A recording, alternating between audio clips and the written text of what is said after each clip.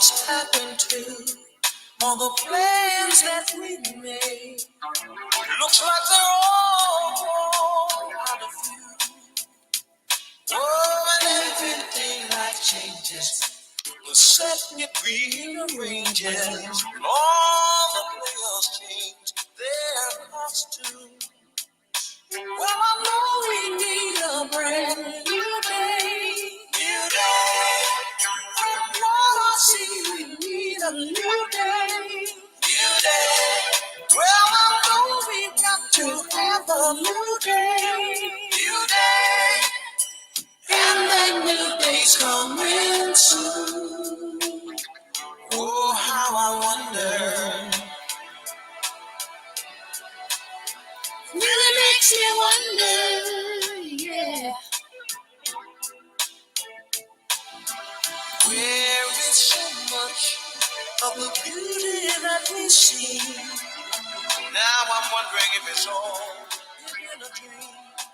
Times they go from bad to worse. Seems it's all been rehearsed. We were standing here acting out the scene. Well, I know we need a brand new day. New day. Oh, what I see, we need a brand new day. New day. I really do think we've got to have a new day. New day. And that new day's coming soon. Oh, how I wonder. Really makes me wonder.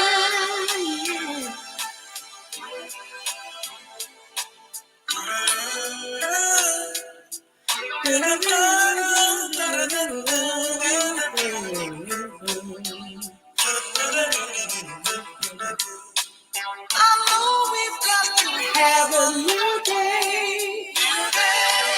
I really do believe we've got to have a new day. New day.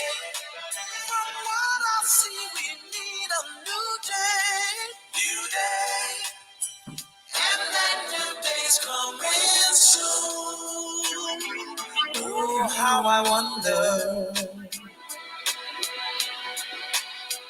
Really makes me wonder. Yeah.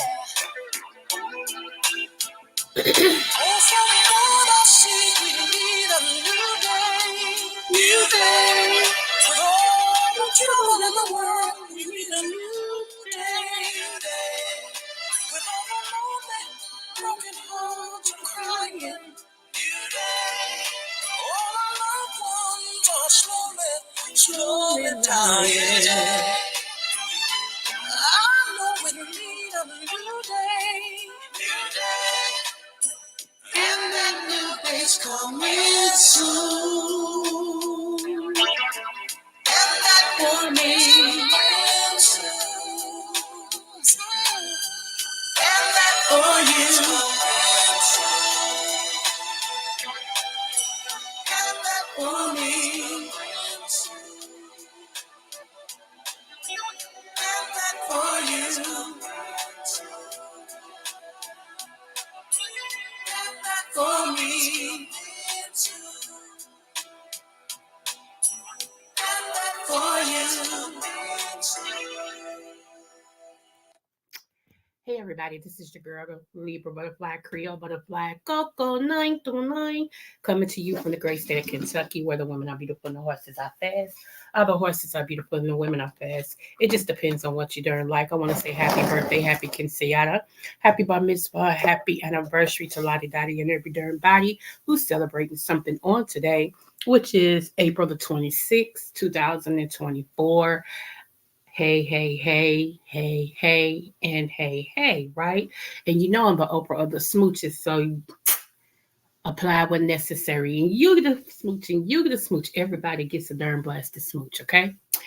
All right, y'all. So let me speak. Hey, Sheila E. Boo. Hey, good morning, good morning. Hey, 300. Thank you so much for being here. Y'all, we are not going to be on here long.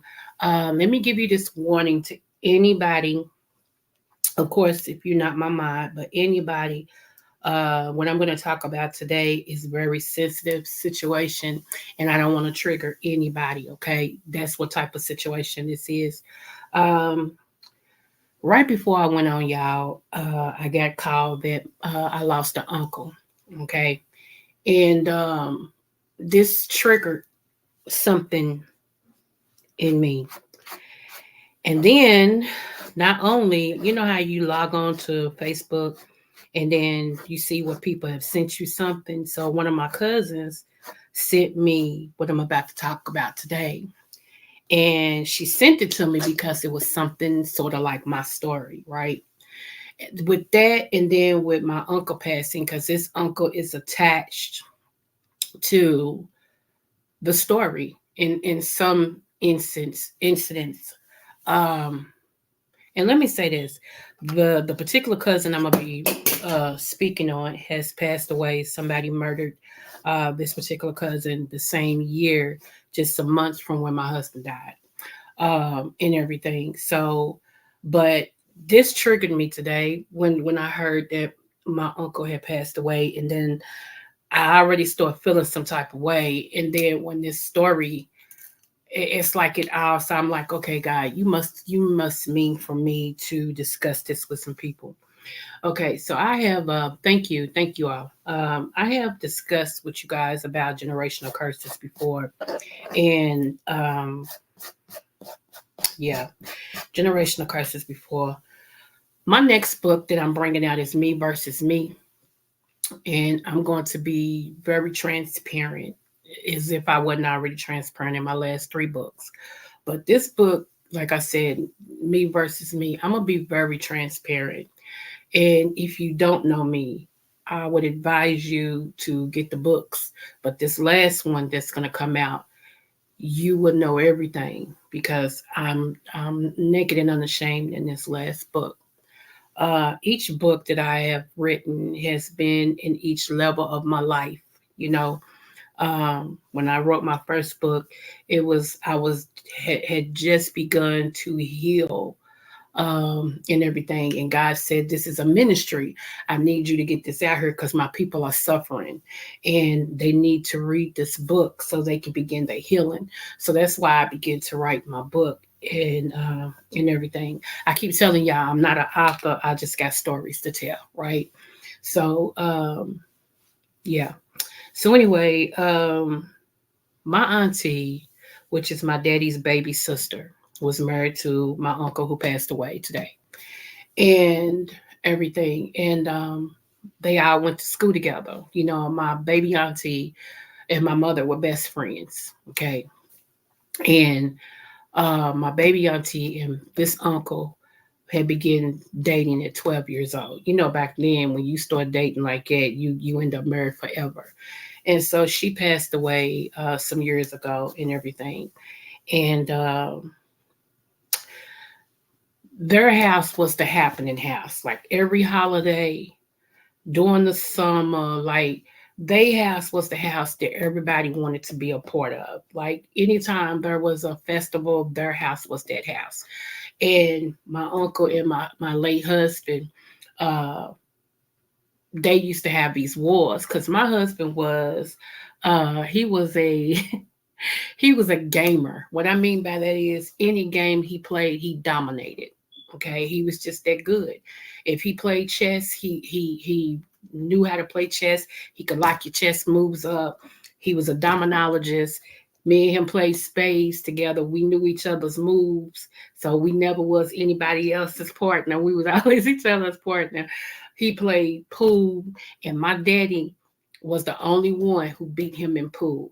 My uncle, the one I'm talking about, my other uncles, they used to try to keep him all night because when he get on that pool table, he would clean their clock. Okay. And so my daddy was the only one who could whoop him in pool. And when I tell you my husband was so good in pool, y'all, they went to a pool hall My husband, the kids, they boyfriends, our girlfriends, my sister, them. I stay home with my grandkids. I'm like, I ain't going there. So anyway, my husband almost had to fight his way out the pool hall because they thought he was a pool shark. They thought he was pro. That's how good he was. And he was like, man, I just play pool, and he told my uncle, the one that just passed away, he said, man, he said, if I had a pool table at home, you would give me your pool table. He said, because I'll whoop you so bad, you have to give me your table like that. So, it like all the time they used to say, go on, Coco, let him stay. I'm like, I ain't taking him. I just came down here to get some money.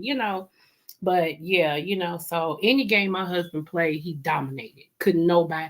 I would put my money on him all the time. All the time. So anyway, y'all, uh this house was my uncle's them house was the house you wanted to go in.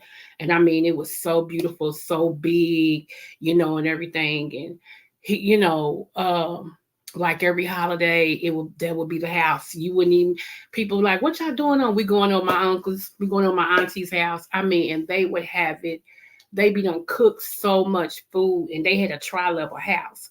So either you was on the second floor or the basement. The basement was like a whole nother house, right? And they would cook all this food, and everybody would come over. They have the music. You could hear the music coming down the street. I mean, during the summertime, they had a built-in pool, so everybody was over. Like, they would just decide, we gonna grill today. If y'all ain't doing nothing, come through, and all this and stuff. So that was the house. That was the house.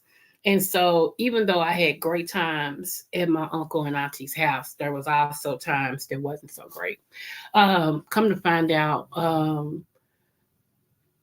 I put it like this: my family on this side knew what my cousin was doing to me. Okay, to keep my little cousins from being victimized, at least I thought. Okay, um, I made myself available so that he wouldn't mess with my little cousins. They looked up to me. Okay. Well, when we all went to said cousin, the one that's deceased now, wedding. Okay, that was a whole nother doo-doo show. I already told y'all about that. But when we went to the wedding, my one little cousin was in the car with me. And she said, I want to tell you something before we get out. I said, okay, babe, what is it? She said, cuz, she said, I want you to know that he touched me. And I turned around and looked at her. She said, please don't tell my brother. She said, because your cousin's crazy. He'll kill him. Don't tell. She said, but after she said she got away from him, and that's why she started hanging up under me. I never knew why she just got attached to me, like really got attached to me. And I was like, so it kind of pissed me off even more because it's just weird. It's a weird frame of mind, but it pissed me off, y'all. And but she said this to me, and I never forget it. She said, "But the sacrifice you made for us, if nobody else tell you thank you, I'ma tell you thank you because had you not made that sacrifice, I'm quite sure he would have kept coming for me."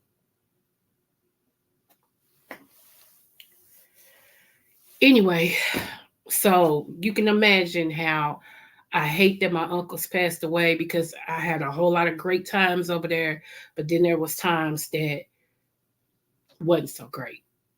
You know what I'm saying? So everything is attached to that. And then it's just, it's a lot. I got a lot of emotions right now. A lot of emotions right now. So anyway, let me pull up this where I want to talk to you all about. Um,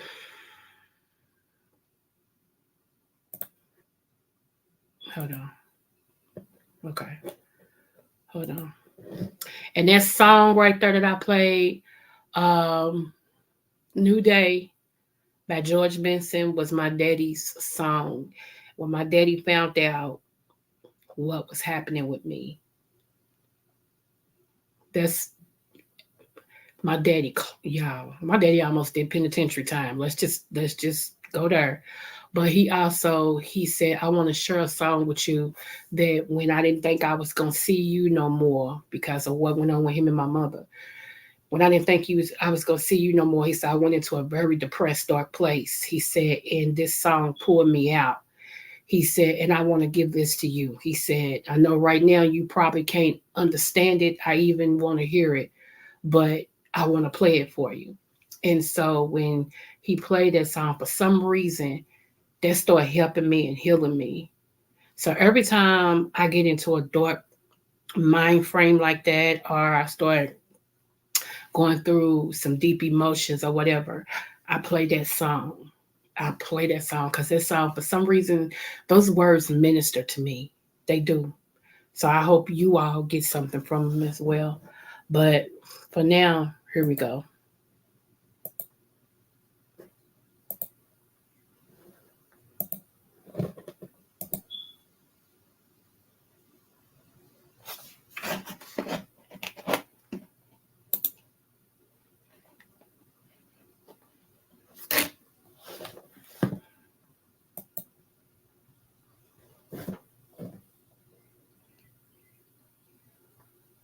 Let me make sure y'all can see this.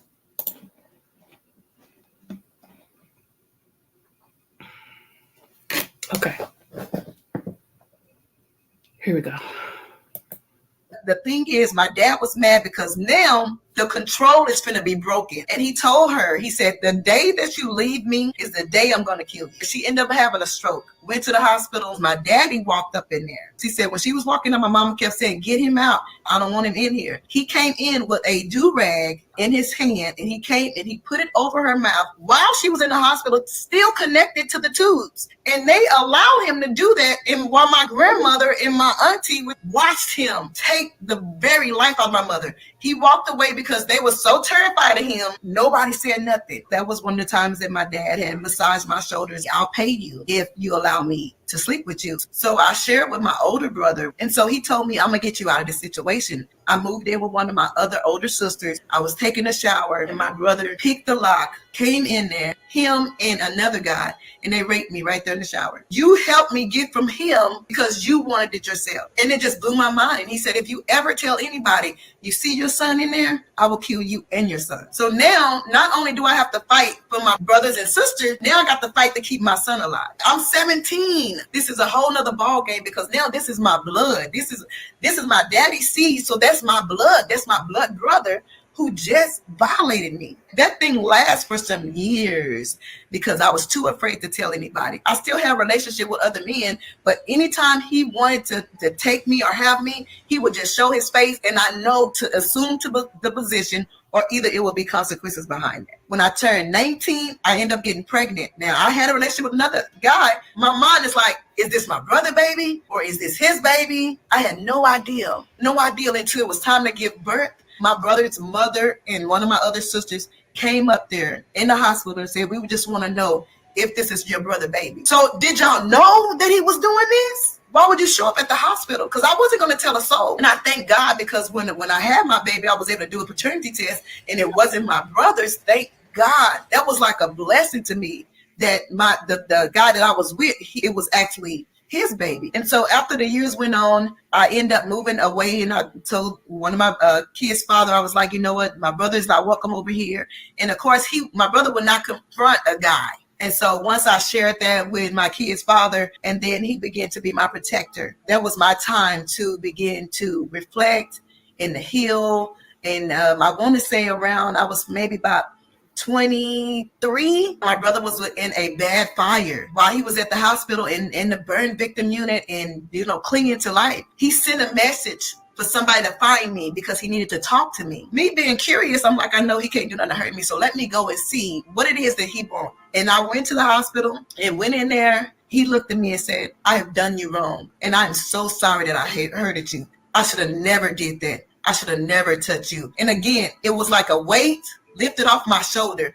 It don't take away from what he did because the damage was already done. But to know that you acknowledge what you did was wrong and you know that you should have did that. Whether you did it on your deathbed or not, it was like he did it. And something inside of me broke. something broke inside of me, and I was like, you know what? Now I can live. I left that hospital being free, so that helped me to get on the right path. So I started going after what LaTanya wanted. I started learning to say no when I didn't want to. I started just taking authority over, and I started being more of a protector for my kids. I even made sure that if I'm in a relationship, let them know this is what I'm working on. If we're not working on the same goal, then there's no need for us to do it. Before I hit 25, I met my husband. I didn't think I was going to actually get married, but I know I put it out there like, you know what? I want a husband to love me for me. And my husband, it wasn't the father of my kids. We had no kids, but I said it was going to take a special man to be able to love all this hell out of me. This man does just that. I was trying to get my sisters and my brothers and didn't realize that when you take kids out of an environment where they molested, you got to get them help. So by that time, I forgot about helping my sister and my brother. She was 8 at that time. So guess what? He did. He had his way with her. So I'm taking her in my household with my man, my kids, and guess what? The cycle repeat itself. The same thing that my dad did to us, she did to all my kids. So now I not only have to see what am I going to do, because now where I try to protect my kids from being molested, I protect them from the outside, but I didn't protect them from the inside. And they always say that it's either you're going to become a predator or you're going to be different from what you were endured as a kid. So now I got a whole nother ball game. My sister, at that time I was at 4 kids. I had 2 boys and 2 girls. My sister, the one that I came back to Texas to help save, turned around and did the very same thing that my dad was doing to her and was trying to do to me. I didn't even know it happened. What my kids did is they didn't believe that they could trust me because it was my sister. So they went to school and they told the teachers, and then CPS got involved. And I didn't even know CPS had my kids in custody until somebody came to the house and they said, we have your kids. And they had my oldest sons, to write letters to me to tell what happened. And when I read the letters, I was so angry, so furious. And it took everything in me not to want to kill her. I'm not even gonna lie.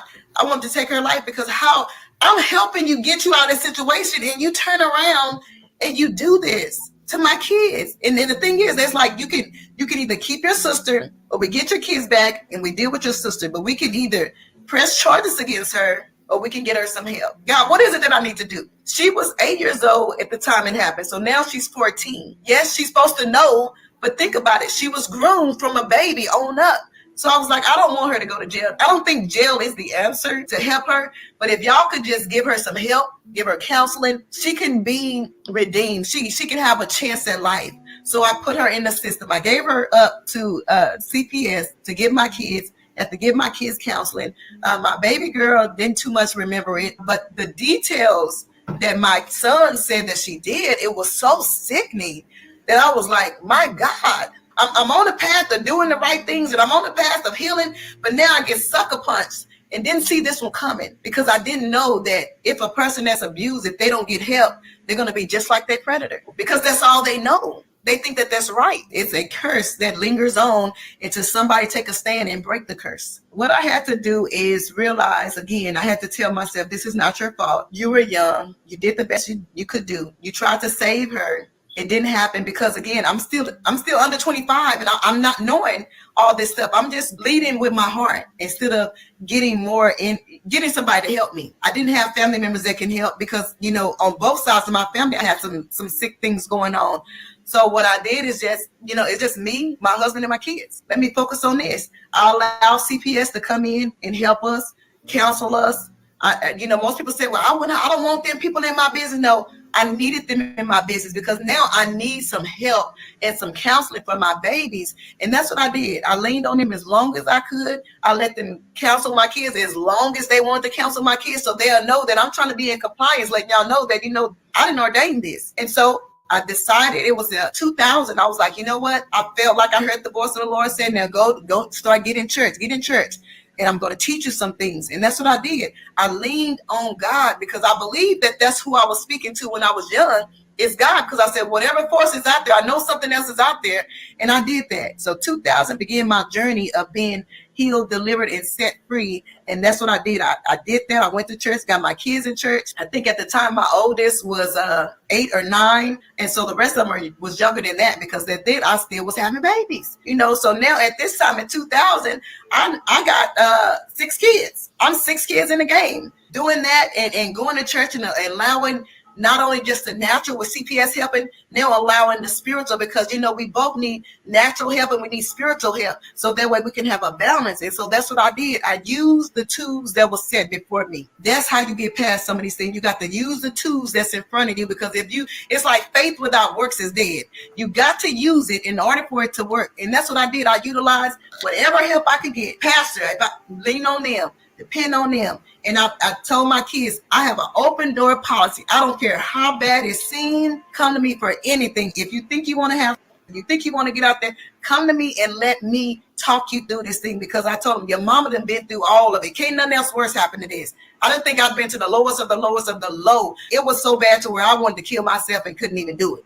So it's like, now let's see how we can do it. I've been down there. So now let's use all these little things as stepping stones to take me to a place where I can be able to help other people and let them benefit off of what I've been through. Now, what I do now to help encourage the people is I do have a ministry, which is Solid No More Ministries. And it's based off of breaking the ungodly soul ties, undoing generational curses, learning to have a voice, learning to speak up, learning that it's power in you opening your mouth. So Solid No More was birthed back in 2016, and it took me to a place to where now I'm an author. I had to write a book, because he said, now you got to put this in a book, and you got to let people know that they don't have to endure from family, from incest.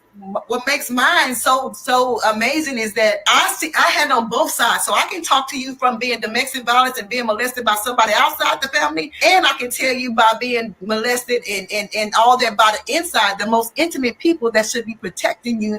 I can tell you about all that. So yes, that's what I do now. I'm with a church, discipleship ministries. I link together with them. I've been with them for over 10 years, and my pastor have helped get me to a place where I understand that it's not my fault. Pray with me, fast with me, encourage me. I even have midnight prayer, because sometimes you have to learn how to pray, because to me, prayer is key. Prayer is not we got to have all these big words. Prayer is just talking God, getting it out, because sometimes when we hold that stuff in, it's like cancer. It'll eat away at us, and it'll kill us literally from the inside out. And writing the books helped me to get things out.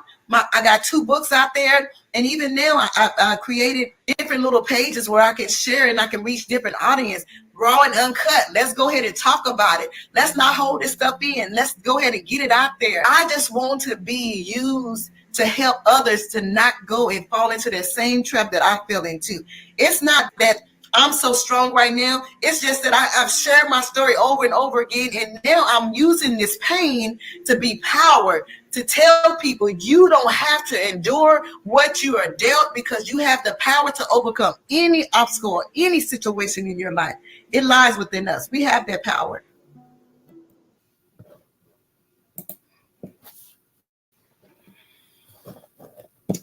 Wait a minute.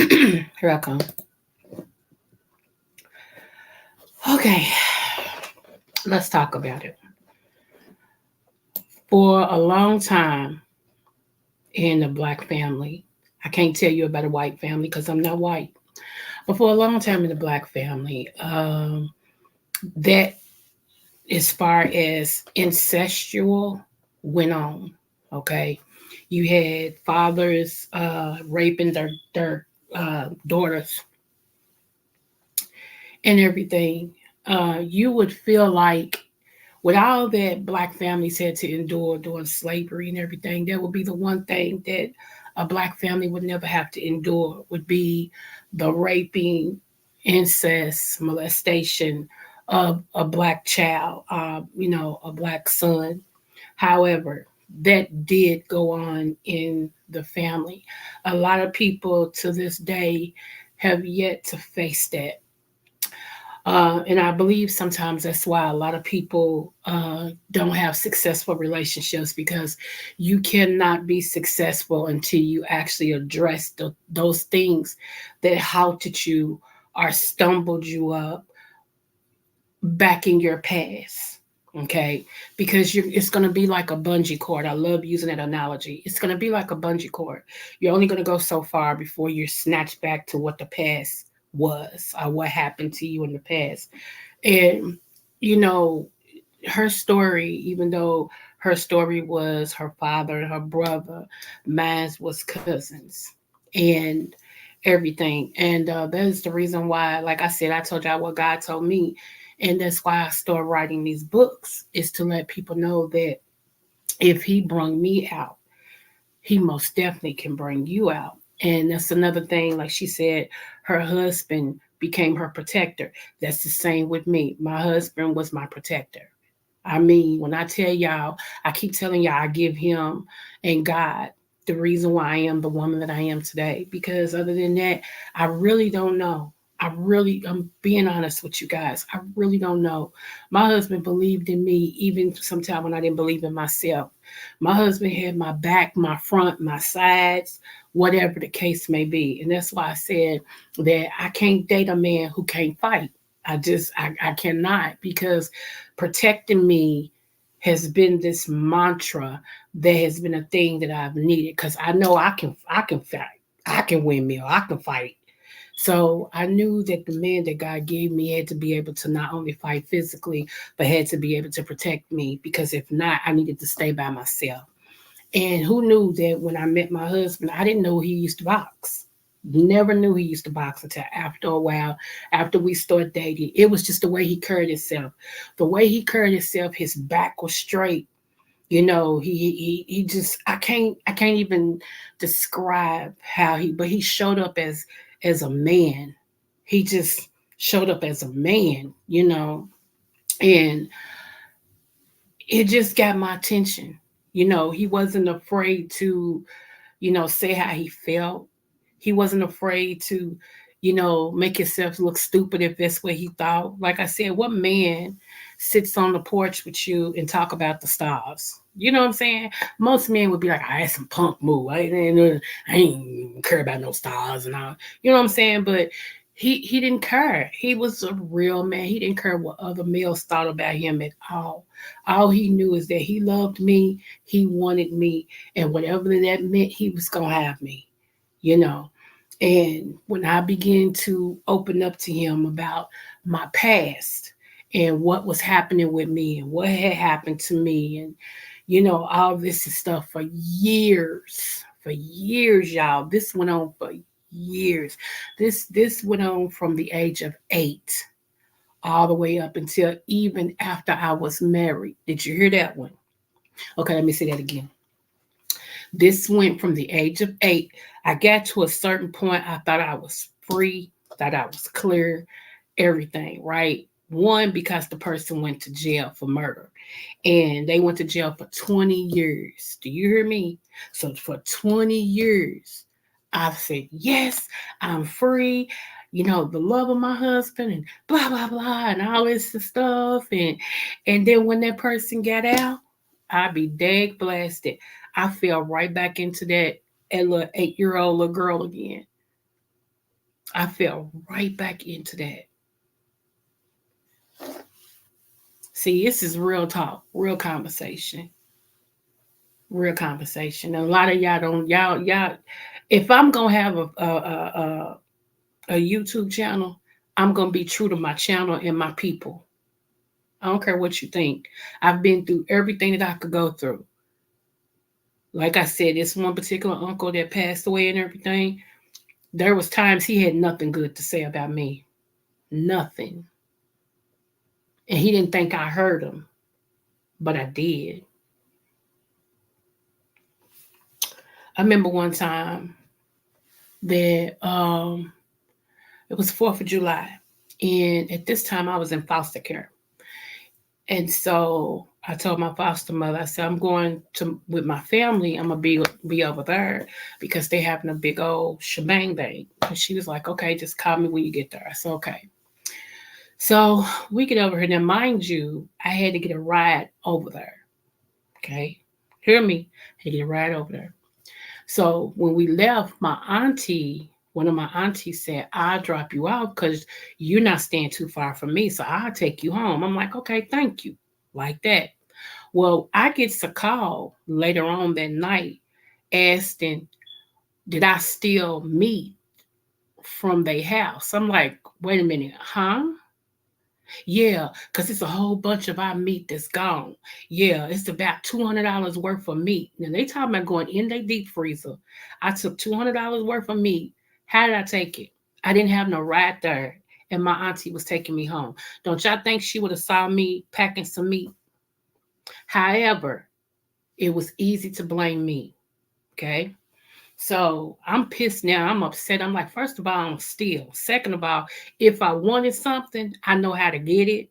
You ain't never been there for me. Like I went off. Do you hear me? Okay. Well, come to find out,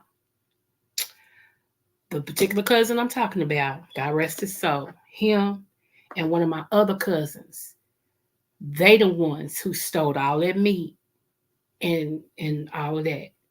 Do you think I got an apology? Absolutely not. I got nothing. So that right there helps solidify me not being too warm with this particular uncle. Now I respected him because he was my uncle and he was my cousin's daddy. And I love my cousins. I love my little cousins and everything. But as far as me and him having a one-on-one, even after I got married and all that, and him and my husband used to play pool, my husband also had that thing like, yeah, my wife told me. She told me about all of that. So I'm cool with you and all of this and stuff, but that's my wife, you know. So yeah. So it like it was weird, you know, it was weird. And everything. So a whole lot of people, you never know what they've been through in life unless they tell you. You know what I'm saying? And again, mine's is more or less a ministry because when God, just like this woman, when God said, I need you to write a book, because there are some people still dealing with this that need to heal. And your book is gonna start the healing process. So that's what I did. And I was, like I said, I had begun the healing process of my own life. And shout out to my deceased husband because he's the one that had he not loved me, y'all, let me tell you, I keep telling you, and I know I harp on this a lot, but I really want y'all to understand. See, a lot of times Black men get a bad rap, but there are some good ones, y'all. My husband, when I tell you he loved me, and the love of a good man can make a difference. A love of a good man can make a difference in your life. And the love he had for me, baby,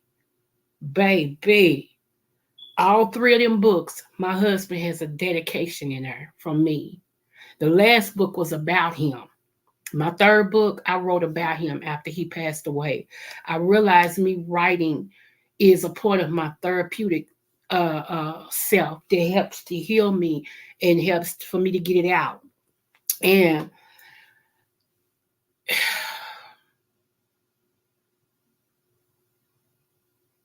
like I said, the first book when I wrote it and I began to open up, it was men that told me, thank you. Thank you for this. I'm going to go talk to my daughter right now because I've seen some things. I've had men inbox me and tell me, I never knew. I just talked to my sister because she used to hate my uncle. She just told me what made me ask her that. And I told her because I read a book and she just started crying. I mean, just different things, y'all. Different things. So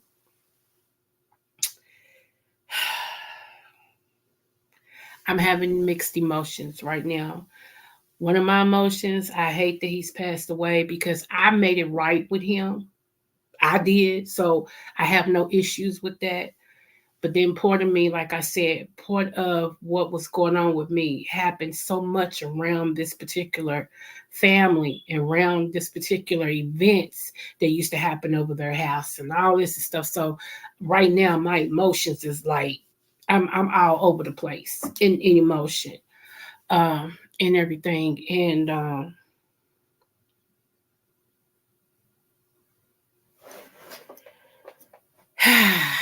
yeah. Hey Maxine, Smooches Boo. I am I'm just all over the place. I really am.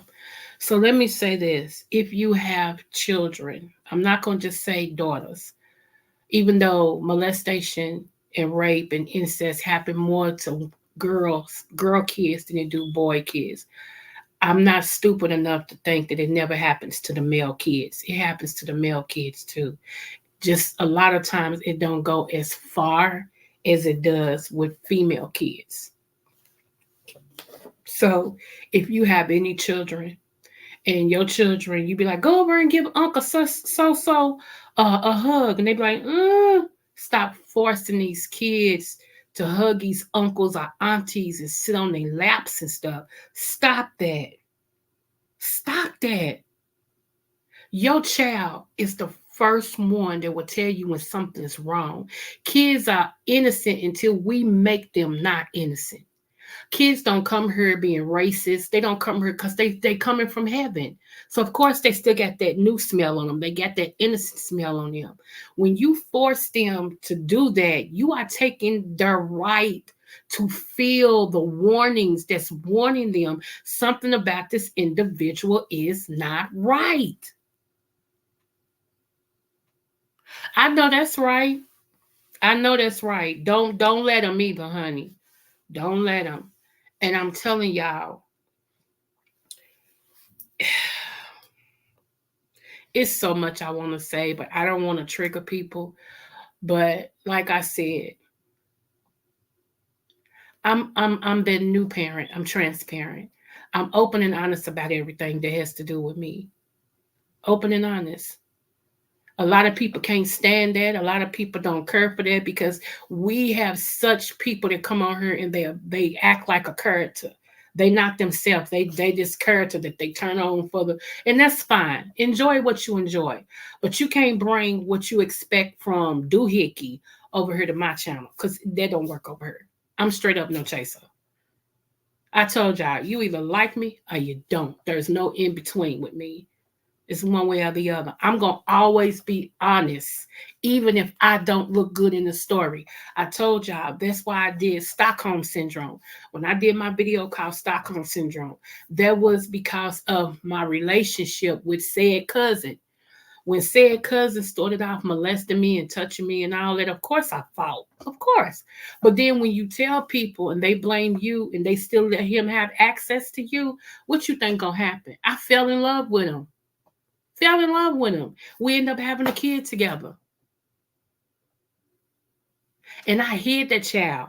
I hid her for as long as I could. I hid her because I knew if he had a chance, if he knew that his plan worked, that he got me pregnant, because his thing was he wanted all his kids by me. And he wanted access to all of our children. No, I hid that child as long as I could. And then when it got to the point where she was grown and he kept pressuring me, and I finally told him, yes, we had a child together. And I showed him the picture and all of that.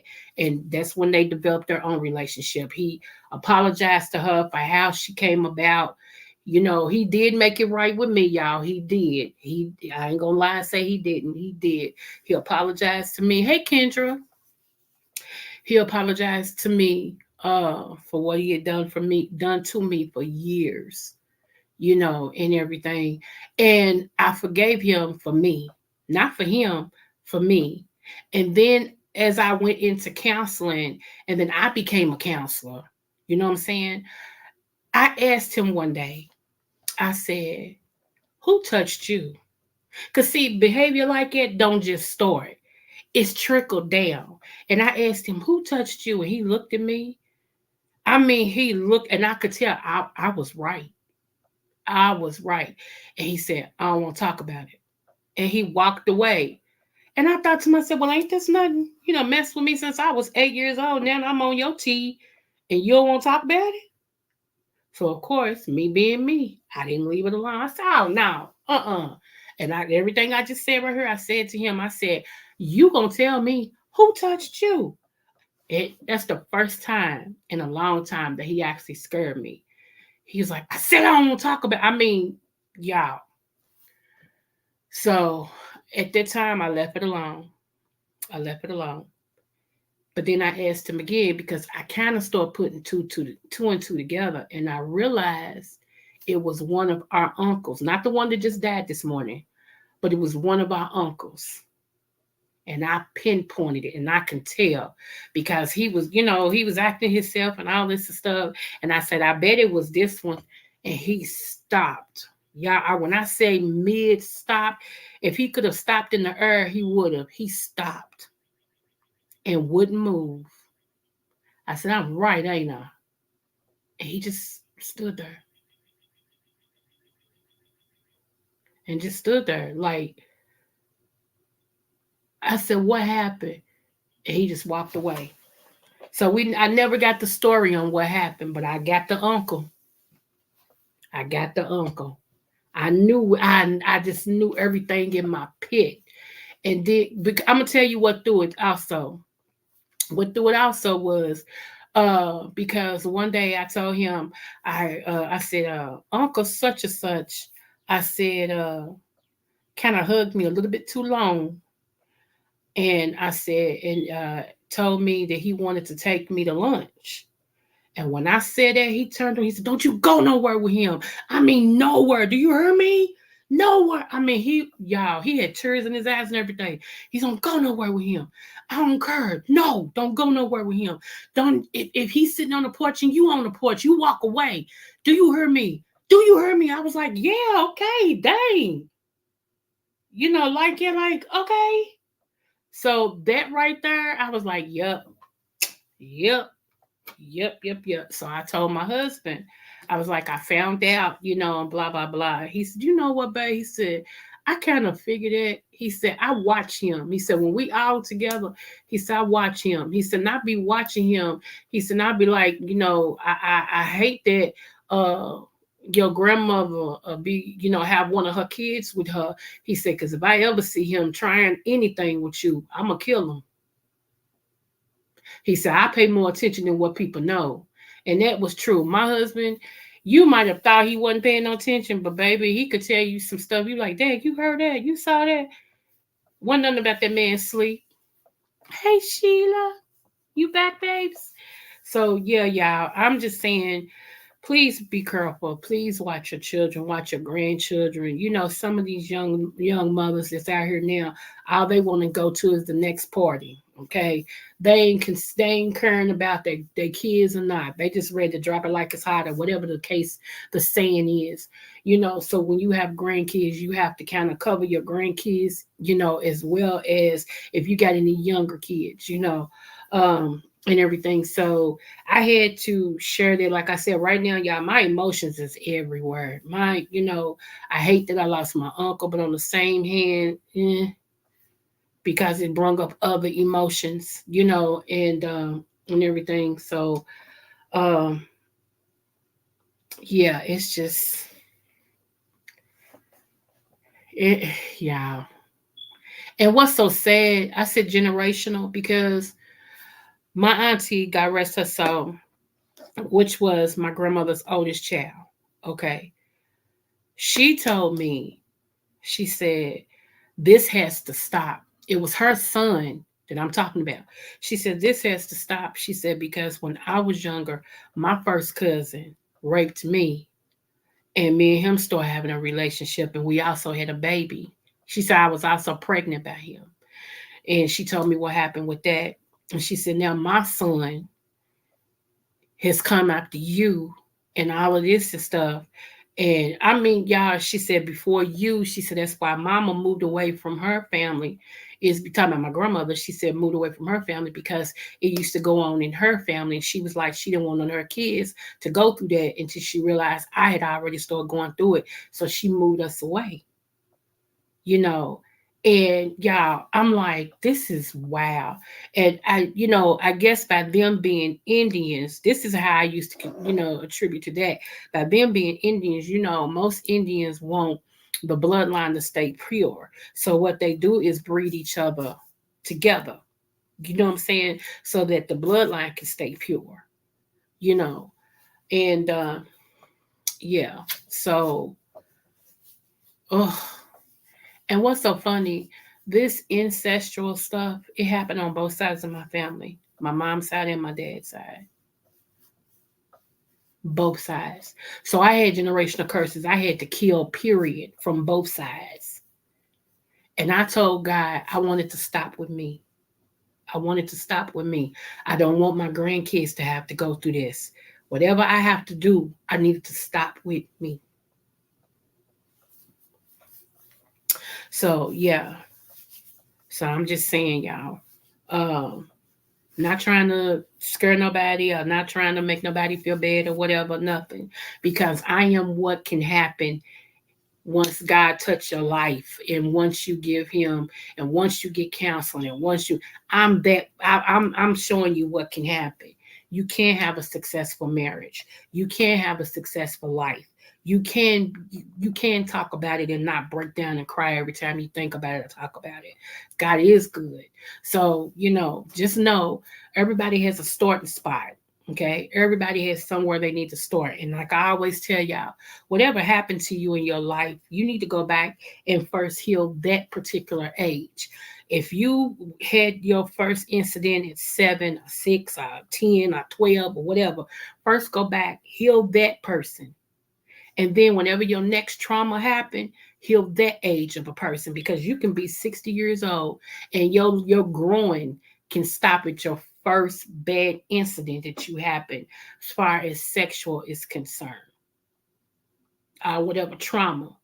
You can be 70 years old and your first trauma happened when you 7, and part of your development has stopped at 7. And you deal with things, even though you're 70, you deal with things as a 7-year-old. Some things your mind just stopped right there. You got to heal that age first. You got to go and face that person, heal that person in order for you to start growing, in order for you to start becoming who you really are. And don't you know, a lot of times, old things that happen to you, like sexual molestation or touching or whatever the case may be, or abuse, don't you know that can get in your body to where your body start having pains and they won't even be able to recognize, well, you'll go to the doctor for pains and they're like, we don't see nothing. That's unresolved issues that has crawled up in your joints, in your bones, in your body, and it's trying to get out some way, and you won't help because you won't get counseling, you won't heal, so it's trying to come out in your body, it manifesting in aches and pains in your body. All you gotta do is when you go to the doctor because you're having all these pains and stuff, and they do X-ray and they do blood work and they do all this stuff to you to see why you're having these pains, to see if it's chronic, if it's whatever, and then they tell you we don't see anything, we don't understand why you have no. Then you need to look inward. Then you start looking inward, emotional, because your emotions has turned into physical. So now you need to go and heal emotionally and watch your body start healing. Watch your body start healing.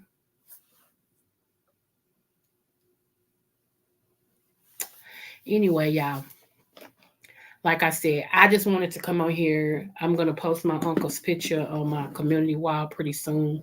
And I just wanted to come on here and just share, like I said, I share everything with you guys and everything. And I wanted to come on here and just let y'all know that you don't have to stay in the life that you're in. You don't have to stay in the trap that you're in. There's somebody for everybody. Like I told y'all, my husband was the greatest man I had ever met in my life. And don't get me wrong, I had good boyfriends. I really did, but none of them I even can, I was engaged 5 times, and on that 6th time I said I do. I'm talking about 5 different men. Yeah. I was engaged to the point where we was already picking out our colors, we picked our dates, and all this stuff, and I would be the one go, nope. It just wasn't, it just wasn't. But that man, it was something about him that was so different. And like I said, when he told me, when he saw me walk into that and dance that night, and he nudged his brother and said, that's my wife right there. Sitting with his girlfriend now. And his brother said, man, you don't know Coco. Like, yeah, he says, that her name?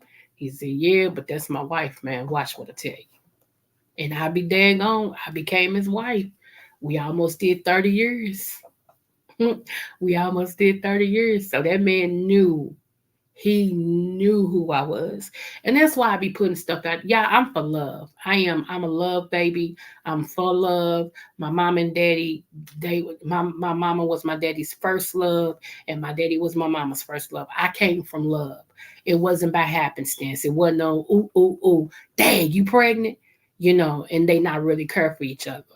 My daddy was in love with my mama. It was his first love, and my mama was in love with my daddy. And the other night when we was at her reunion dance, somebody was talking about having kids or whatever. She said, "Well, this is my love child right here." She said, she came from love. I can't even get upset about that. And I was like, I started laughing because I knew that. I knew that even my parents started trying to date again before my daddy died. I'm like, and I was a whole grown woman with kids and married, and they trying to sneak and date. Who did time out? Oh no, I can't today because I got a dinner date. Mama, who you going out to dinner with? Never you mind. And so I end up texting or calling my daddy and be like, "Hey daddy, what you doing today?" I'm going out to dinner, baby girl. I'm like, "Oh, okay, who you going with? There you go in my business." I'm like, y'all think y'all slick. And then they finally admitted that they had been dating and going to the movies and all this and stuff, how old they were. I'm like, why y'all sneaking? Shoot. So I mean, I'm just glad that they tried to rekindle what they had. Like I told them, you can't improve on perfection. I was the perfection of both of y'all. So and everything. But yeah, y'all, please listen to your children. Please listen to your kids. Please listen to your grandkids. I'm so serious. If it's one thing I can leave you with, I don't care how much you like Uncle Pawpaw. When you tell your kids to go give Uncle Pawpaw a hug and they look at you real funny, say, "Oh, okay, baby, well, you ain't got to." If Uncle Pawpaw get mad, he's a grown person. He be all right. He be all right. You know, I'm not going to force my child, my grandkid, to hug on you and all that. Because, y'all, what we don't remember is men's penises get hard at the drop of a hat. A good wind can come by and a man's penis to get hard. Let's just keep it 100. Now, whether they wanted to get hard when somebody sit on their lap or not, that's not even in their will. It just moves on its own because they're men. Now, how you know you got a good one is if they adjust themselves to move it, and they turn their body and they like, honey, sit now, sit right here. That's a good man because he knows his anatomy. Yeah. Oh, yeah, it's truth.com over here. Come on, truth.com. So if y'all haven't seen the all of this live or whatever, go back if you can, please, and just listen to this woman's story. And like I said, I knew why my cousin sent it to me. I knew why she sent it to me because it's sort of like mine.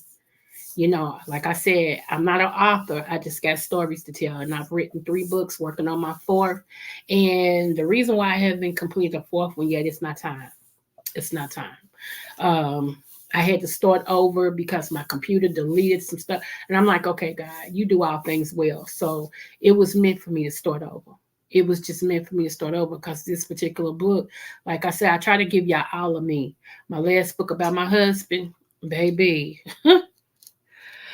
Who I took some stuff out of me. Do you hear me? I wrote that book crying. But I'm so pleased with how it turned out. I hope you enjoy the pictures of me and him and everything. And Mixology 99, I sent you the receipt, babes. Look in your email. And if you all would like any of my books, like I told y'all, you can get them on Amazon. You really can. However, if you want a signature signed book or one with a good message in it from me, all you got to do is email me and tell me you would like my books. If you only get one, each book is $15 a piece. However, if you get all 3 of my books, I cut you a deal and I only charge you $30 and I do the shipping. So you getting 3 books. You actually getting 2 books and 1 free. You paying for 2, get 1 for free. And I ship it out. So you don't come out of your pocket no more than $30. That's it. And everything. And it's not that I'm cutting my own self short. It's the message is more important that you get the message than me trying to make a killing off some books. It's about the message. Okay.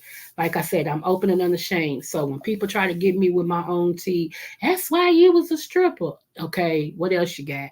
Well, that's why you was molested. Okay. What else you got? You know what I'm saying? Like I've told all these stories in your point. So yeah. So if you do, y'all can email me. Thank you, 300. He actually put my email address on the screen. You can email me and, I'll let you know the name of my books or whatever. If you don't want me to have your address, trust me, I don't dox nobody. Y'all, let me tell you something. I'm booked and busy. God is my source. I don't dox nobody. I don't get nothing from it. I don't know what other people get from it, but that's their business. All I know is I have to be accountable for what I stand before. I told y'all I'm a preacher, right? So how I'm gonna stand before these people and preach, and I'm up here being shady and doxing people? Come on now, it don't even work. When I tell you, if I close my eyes, I'm going to heaven, that's exactly what I mean. So I ain't gonna miss out on heaven because I'm trying to find out where you live at. That's dumb. Don't do that. So if you do want me to ship the books to you and all that, just let me know how you want to proceed with that. That's it. That's it. Now, other than that, I love you guys, and there's nothing you can do about it. Remember, no matter what the test, always do your best. Smooches. Thank you for coming.